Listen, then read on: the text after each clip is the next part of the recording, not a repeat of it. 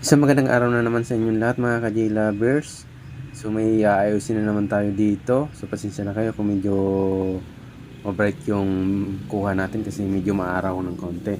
So problem nito, wala siyang display dito sa may player natin o clock display. So Sakura to EB5023UB.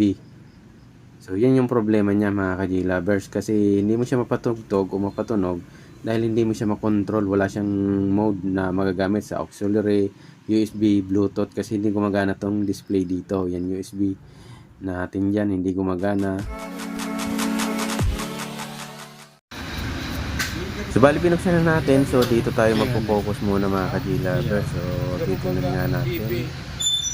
So ito yung pinaka-amplifier board. Pero si Kuya So Nanda di muna natin gagalawin yan kasi dito muna tayo mag-check kasi ito yung walang power o walang display. So meron tong 5 volts supply. So hanapin natin yan, no? Ground and 5 volts supply. Yan. Na dapat magpapa-on yan dyan. So tingnan nga natin. So mukhang ang hirap itis mga ka-J lovers. So teka lang, tanggalin wheel lang muna tayo. Gagamit ako ng holder ng camera natin kasi ang hirap hawakan.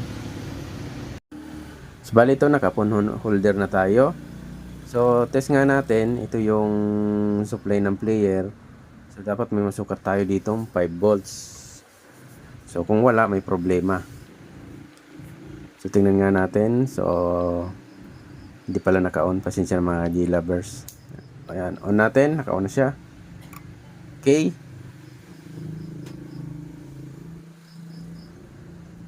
Ayan. Nung pag-test natin, meron ako nasukat na voltahe. Kaya lang, mababa siya. So, papakita ko na lang sa inyo mga ka-J lovers. So, ang hirap ha. Ayan. So, papakita ko sa inyo na yan, meron siyang 2.5 volts DC. So, ang baba yan, dapat 5 volts yan. O 4 point plus, mga ganun. So, hindi talaga mag-on yung player niyan. So, bakit kaya ito mababa? So, yan ang aalamin natin ha. Ang gagawin natin, tatanggalin natin yung connection. Yan, tatanggalin natin yung connection tapos test natin kung magigibang 5 volts to. Kasi once na maging 5 volts to, may posibilidad, may problema yung player natin or sa supply na galing dun sa regulator na naglulow siya o bumababa yung voltahe niya pag may load na. So, nung tinis natin na nakatanggal, meron tayong 5 volts, 509, 507 volts. So, dalawa na lang ang paghihinalaan natin. So, itong player or itong yung supply mismo. So, pag nakasalpak siya dito, nakalagay, nagiging na lang siyang 2 point plus something o 2.5 volts, mga ganon. So, test natin ulit.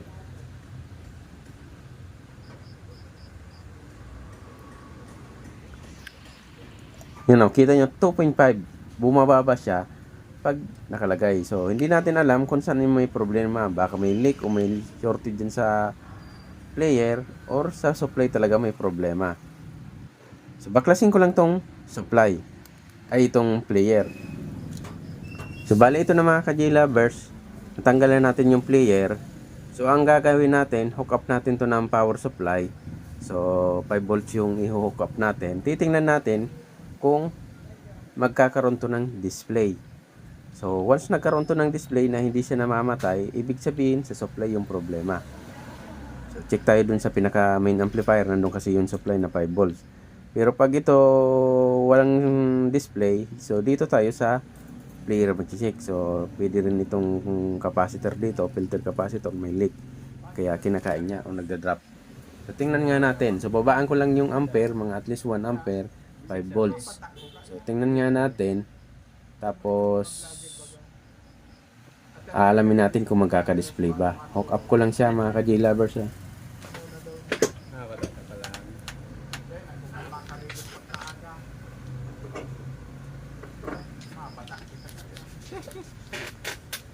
buwa sa naman ang kan mga vlogger na.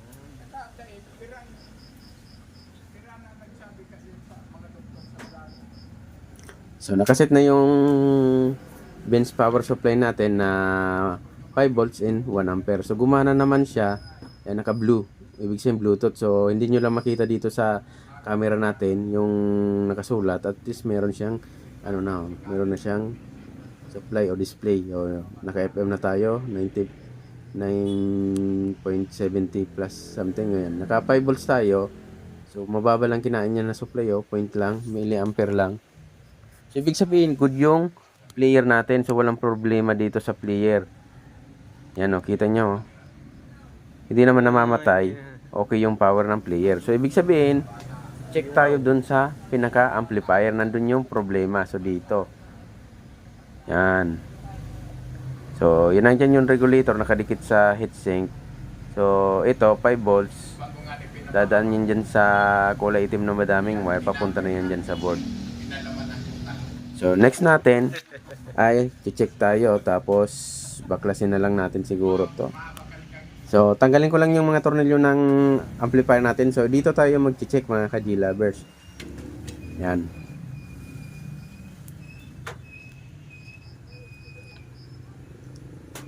So ito yung 5 volts.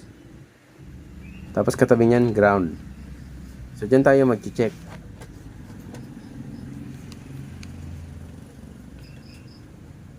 So check nga natin. Basta dito yung ground sa may bandang taas, pangalawa yung 5 volts. So yurin lang natin yan, may dadaanan niya na filter capacitor. Yan ito. Papunta na yan dun sa regulator.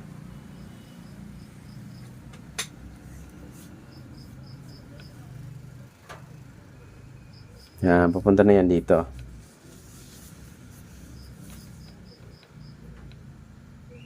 Yan. Tapos lampas na yan dyan. Yan. So try natin tong tanggalin ko lang to. Try ko tanggalin kung kaya ko matanggal. Para bilo tayo. Nung tinanggal ko to, sinubukan ko siyang tanggalin mga ka-G-lovers. Ang tigas. Grabe. Yung tigas nito, hindi natin natatanggal yung tornilyo. Kahit yan sa may walang parang harang na bakal, matigas talaga. So ginawan ko ng paraan dito, hindi ko talaga siya matanggal-tanggal. Kaya nung napag-isip-isip ko, nahanapin ko na lang yung drill ko na pwedeng pang scroll, yung gagamitin ko na ng pantanggal. So ang gagawin natin, magti-trace muna na lang tayo ng voltage kasi ang hirap itong tanggalin mga ka-G-lovers. So trace muna tayo ng voltage kasi nahirapan naman tayong tanggalin yung tornilyo nito. So mamaya ko na lang siguro hanapin yung yung pantanggal ng tornilyo na ganito, yung mga matitigas. Tigas talaga siya.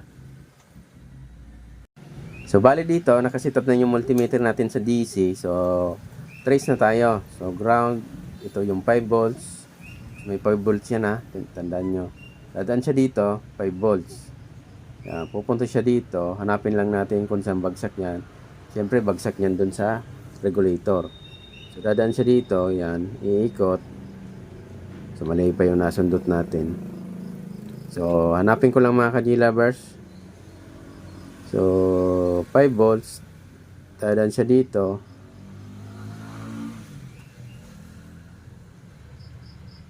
So mali. Ito ang problema pag may harang, hindi mo siya makita kung saan pupunta. Ang tigas kasi tanggalin. So loko-loko yung na to, yung nakaharang. So ang hirap pang tanggalin. So trace lang natin, hanapin ko lang yung saan papunta siya. Ito 5 volts. So syempre bagsak niyan. Sabi ko nga sa inyo, regulator na yung bagsak niyan. Hanapin lang natin. Ang hirap. Baka kasi masundot ko yung tong nakalagay niyan na parang lata, mag-short. So kaya dahan-dahan lang ako sa yan, 5 volts.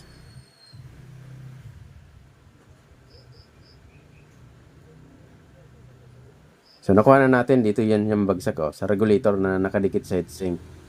Yan. So, yung output niya 5 volts. Yan, may output siya na 5 volts. Tandaan nyo ha. Gitna niyan ground, tapos yung pin number 1 input. Yun. Nag-gets ko na rin. Yung input, ang baba 0.4 ay 4.24 na lang. Yan. Basta 4 volts yung input. So, lapit natin para maintindihan nyo. Yan. Ito yung regulator niya, 7805 yan. Yan, 7805. Yan. 7805 yan na regulator. May output siya na 5 volts, pero may input siya na 4.2. So, nakakapagtaka. Dapat yan, mataas yan sa 5 para hindi siya mag-drop yung output. So, at least mga 12 pataas. O kahit 9 pataas. Mga ganon. O basta mataas sa 5 para hindi siya mag-drop. So, tingnan nyo maigi ha. So, nagets na rin natin kung saan yung problema niyan. Naring salgar ho. So, ayusin ko lang.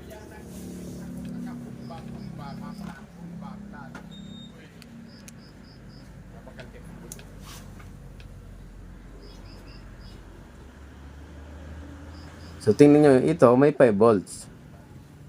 Sa input, ang baba nito, 4 na lang. Yan o, 4. So, dadaan siya dito. Sinuyod natin yung input ha. Yan. Tapos may jumper siyang dadaanan. Yan dyan, sa gilid. Yan. Ito. Tapos jumper siyang dadaanan. Yan. Tapos may jumper na naman dadaan. Oh, yun. Nagits natin. So, dito sa may kabila na to, para may corrosion kasi grabe yung corrosion. 4.5 or 4 volts. Paglagpas niya dito, 17 volts na or 18 volts. So, ibig sabihin, may tama yung jumper nito, may corrosion.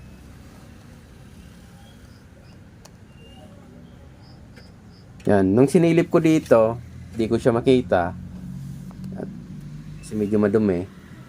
Yan. Nung sinilip ko, hindi ko siya dyan makita. Medyo madumi. So, babaklasin ko na lang yan mamaya. Tsatsagain ko na lang tumatanggal yung tornilyo para ma-check natin yung ilalim. Baka kasi may iba pa dyan na may corrosion. So, magkakaproblema tayo. Kailangan natin makita yung loob nito. So, hindi natin pababayaan na basta-basta na lang. So, try muna natin jumperan to. Titingnan nga natin kung magkakaroon ng input na na mataas at hindi na magda-drop.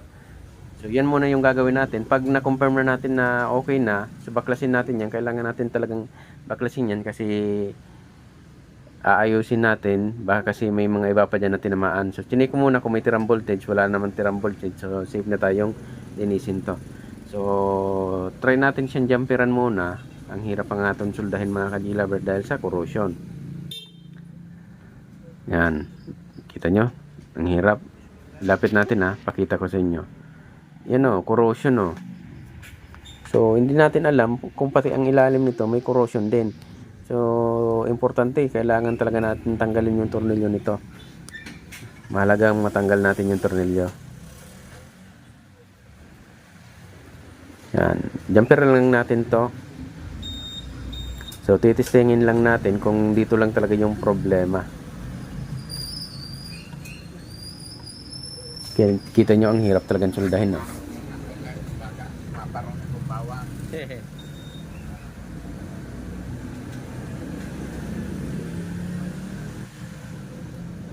Grabe na yung kalawang. Linisan ko na lang siguro ito mamaya. Pag na-taste na natin. So, aalisin natin yung corrosion na yan. Importante maalis natin yung corrosion na yan.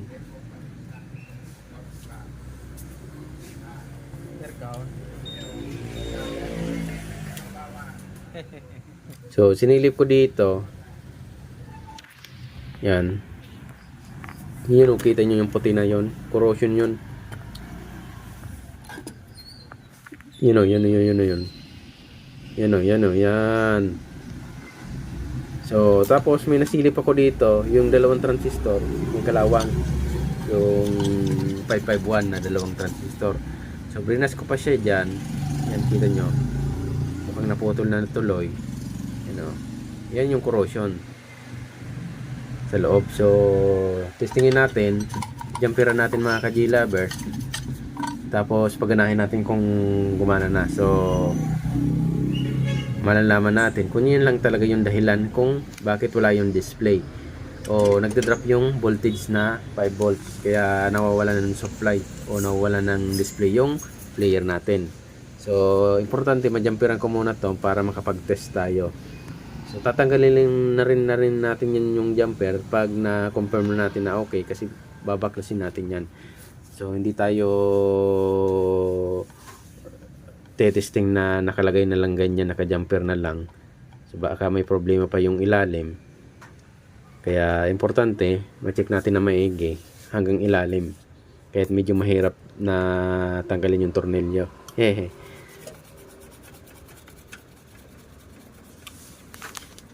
So sana nasusundan nyo. So lalo sa mga baguhan na katulad ko, sana nasusundan nyo.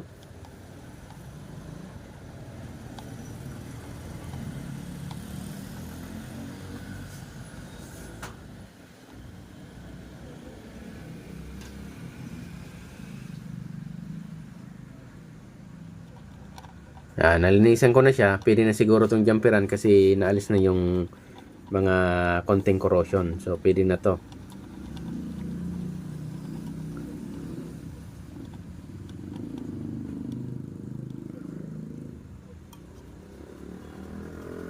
Yan.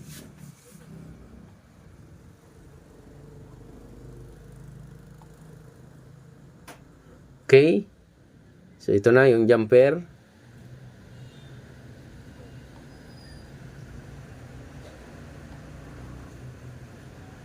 Yan. Okay, na ikabit na natin yung jumper. Try nga natin mga ka-G-lovers. Yan, testingin natin to kung yung input niya may sapat na voltage na para hindi mag-drop yung output. So kanina, ang baba yung yung input natin nasa 4 volts, mataas pa yung output. Nakakatawa nga. So tingnan natin kung tumaas na yung input. So 19 volts, so ibig sabihin tumaas na 5 volts yung 4.9 yung output. So hindi na siya 5 volts. So at least 5 volts na rin yan. So kabit natin yung connection na papuntang player. Tingnan natin kung gagana na ba.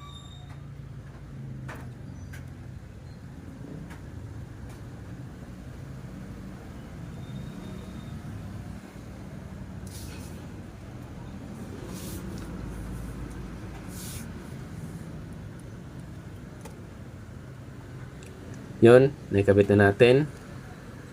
So, try natin mga ka-G-lovers. On natin ulit. So, yan yung sinasabi ko sa inyo. Meron na siyang display. Naka-Bluetooth na yan, oh. FM 97.5 Bluetooth. So, sa ganito, okay na yan, sana. So, dahil may corrosion to, kailangan natin baklasin. So tanggalin ko muna tong yung jumper natin. So kailangan natin baklasin to mga ka-G-lovers, importante. Kasi babalik natin to sa dating dati niyang connection. So sa dati niyang paka-setup. So hindi tayo ganyan na i-jumper na lang muna natin diyan. Pero okay na sana 'yon. Kaya lang, baka may problema pa yung ilalim, magkakaproblema din tayo kalaunan yan. So, importante makita natin yung loob. So, ito mga ka-G-lovers, nakakuha na ako ng pantanggal. Ito. Kita nyo, ang dali lang pala pag ganito yung gagamitin. Kaya lang, nagka-problema na naman ako mga ka-G-lovers nito, dun sa transistor. Hindi ko naalisan ng tornilyo, kaya iniwan ko yung dalawang transistor. So, papakita ko na lang sa inyo. So, skip na lang natin. Yan, di ba? Tanggal na. Yan. So, tanggalin lang natin to. Ito, may tornilyo dito yung transistor. Meron dito matigas. Ito parte nito yata. Basta may matigas dyan. So, tanggalin ko lang to ha. Pakita ko na lang sa inyo. So, ito, tinanggal ko na siya. Iniwan ko yung dalawang transistor doon sa heatsink kasi hindi ko matanggal yung tornilyo. So, ito na yung natanggal natin na corrosion, no? Ay, nakita natin na corrosion. Natanggal na siya. Ito, may corrosion na ng konti. Tingnan natin kung di pa kumapit na masyado. So, ito, transistor na may kalawang, dalawa to. 551. Yan. So, linisan lang natin to. Tapos, palitan natin yung jumper na yon. Tapos, itong 551 na transistor na dalawa. So, importante, maalis natin yan kasi kalawang na delikado rin yan. Ikaw rin yan magkakaproblema pag hindi nyo yan pinalitan. So, mahalaga, lahat ma-check natin dito sa may ano na to, yung mga ganyan simpleng may mga kalawang o corrosion na ganyan, delikado rin yan. So, ito, Baka ko nahahanap. so lumang-luma pa yung brush natin, hindi makabrush. So, linisan lang natin. Wala akong WD-40 mga ka-G-Lover. So, alcohol muna yung ginagamit ko. Isopropyl. Pwede na to, siguro.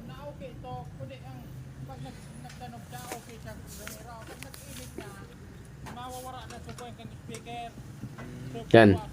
Okay. Tingnan nga natin kung yung lang jumper na yon ang talagang nagrabe yung kalawang. Yan talaga, bago ah.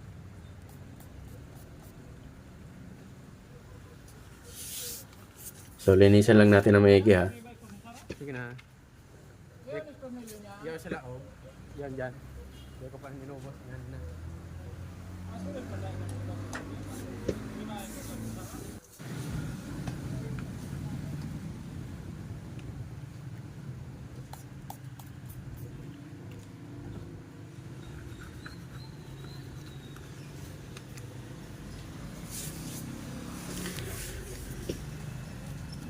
So, yan.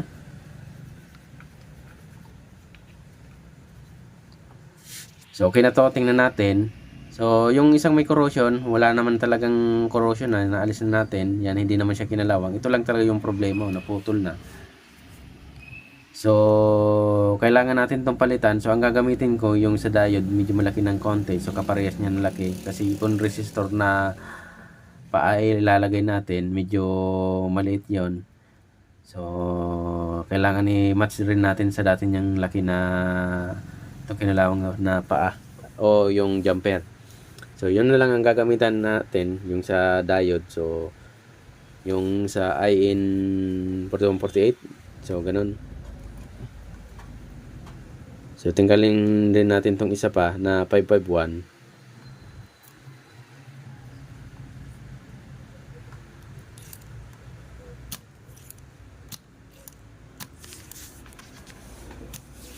So, okay na yan. So, kukuha lang ako ng pampalit siguro dito. So, madali lang naman. Post ko na lang siguro to. Yan.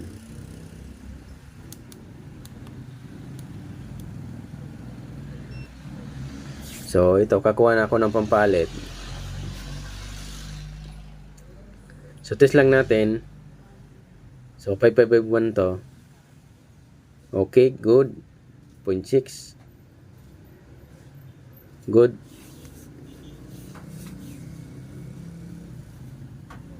So, okay. Dahil sa okay yung transistor natin. So, mamaya titisingin natin yung sound nito kung walang problema sa sound. Pag naayos na natin, na ikabit na natin lahat. So, kabit ko lang itong diode na to. Yan.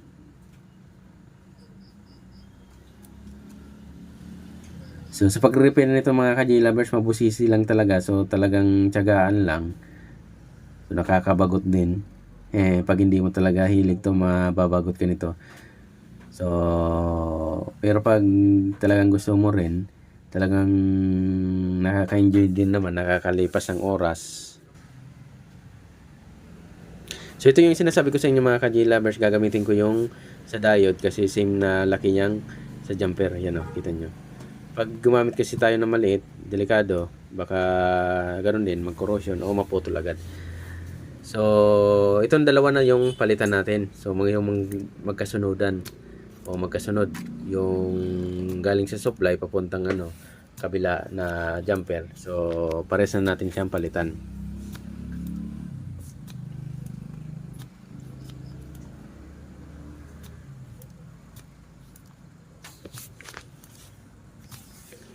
Yan. Okay. So, putulin lang natin yung yung paa ng diode. So, ito. So, dalawa na yung tinanggal ko. Parehas kasi may corrosion. Yan.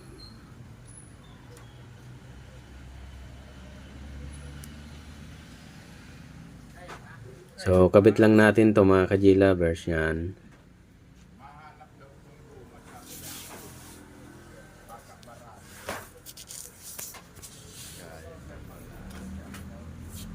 Yo, pa naman ka ni tapos ano tukotokawin ko na ta. Sige, diyan ako, tukotokawin na diyan.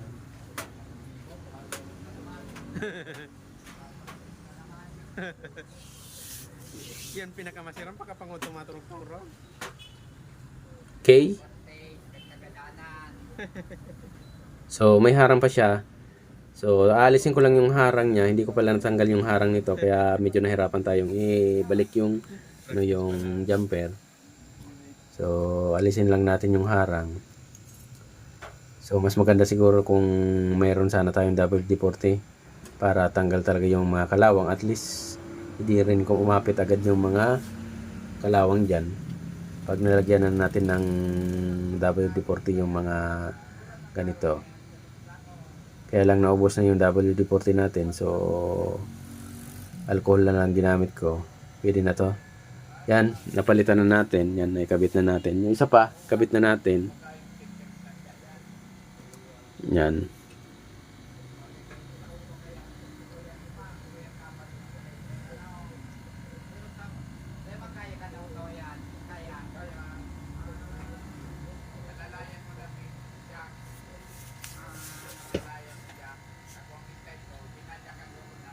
So dito, may bandang may corrosion, medyo mahirap soldahin. Pero okay na rin naman.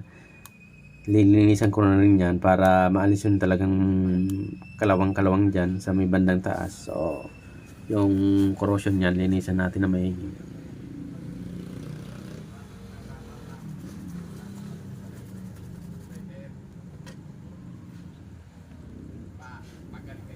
yan, alisin natin.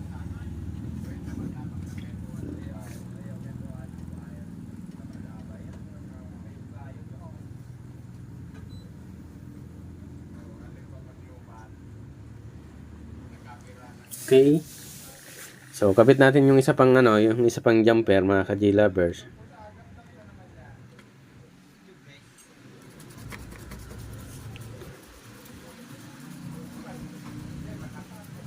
So, lagi ako naglilinis niyan para in case na may mga tilamsis diyan, tanggal talaga. So, delikado ka rin kasi yan. Lagi ko sa inyong pinapaliwanag na tagalinisan nyo. Kasi may mga malilit dyan na soldering lead na nahulog. So, delikado rin yan. So, okay.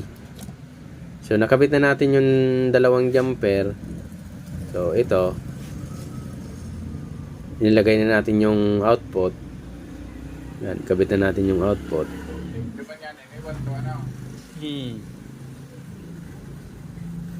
So, ito na yung mga masasarap dito. Yung pagbabalik na ng mga ganito. Ang sarap pagsoldahin. Hehe. Yan. Sa kabila pa, solder na rin natin.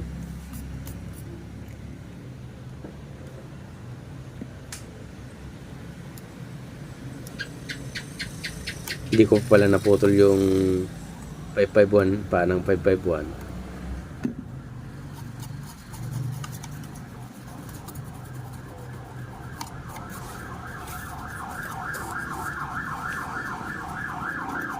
So, kita nyo, lagi ako nagbo-brush para pumuti yung ipin nito. So, sa kabila pa, hindi ko pa na nasolder to. Ito sa kabila. Yan. Solder ko to dahil kanina nagalaw-galaw natin to, baka kasi magka-crack. So, resolder na rin natin. Pag ganun, na tinanggal yung heatsink tapos naiwan yung transistor, tapos nagagalaw-galaw nyo pa to troubleshoot nyo, nagagalaw nyo yung transistor. So, pagbalik nyo, kailangan nyo i-resolder yan. Kasi baka nag-loose na o nag-crack na yan dyan. Magkakaproblema kayo. Malilito kayo niyan kung saan pa yung may problema o bakit hindi siya tumutunog. So, yan, sinolder pa rin natin yan. Kasi nagalaw ko yan kanina. Siyempre, habang naglilinis tayo, natatamaan ko din yan. Tapos, pag babaliktad ko ng board, so, tumatama din sa sahig, ay sa mesa natin. So, nagagalaw yung transistor. Kaya, niresolder na rin natin. So, okay na to. So, next natin, ay kabit lang natin to lahat. Tapos, testingin na rin natin. So, kabit ko lang yung mga tornilyo dito mga ka-G-lovers. Pati yung ano, yung itong yan parang lata. So, nakakabit na natin yung connection. So, patugtugin na natin. So, putol-putulin ko na lang yung pagpatugtog natin. Baka makapirate tayo. So, basta gumana na to mga ka-G-lovers yun, oh. Yan. So, lagay ko lang yung USB tapos ayusin ko lang yung connection niya. So, yan, nakabit na natin yung connection. Nakabitan na natin ng speaker. So, try na natin. Yun. Okay na to mga ka-G-lovers. Thank you very much sa lagi niyong pagsubaybay sa ating channel. Sana meron na naman kayo natutunan sa tutorial natin na ito. So, maraming salamat sa lagi niyong pagsubaybay.